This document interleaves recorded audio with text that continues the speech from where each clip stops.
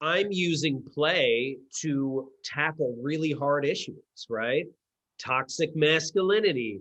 How do you mediate a hard conversation? How do you deal with that person that starts with the letter A at work? We're like, all these things that like, but I'm using play to do it because, I realize like that's the stuff that actually interests me the most, right? Like, I just want people to enjoy going back to work, and we were talking about this beforehand, like, I think people are already playing at work. They're just playing a role they may not want to play. They're pretending to be the senior manager that knows what they're doing. They're pretending to be like the boss that like, is very clear and doesn't have any anxiety when clearly you do. Like, and all I'm saying is, why can't you play a role that you actually want to play?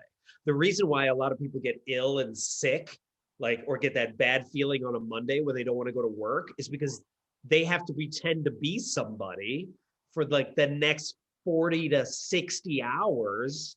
Like, oh, like that's horrible, So like, why are we doing that to ourselves? And especially, and I just heard this stat the other day, which is super interesting. 80% of people in the US do not want to go back to the office full time.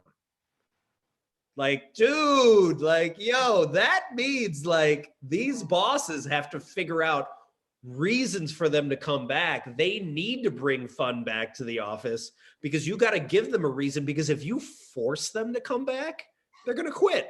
They're just going to quit. Yes.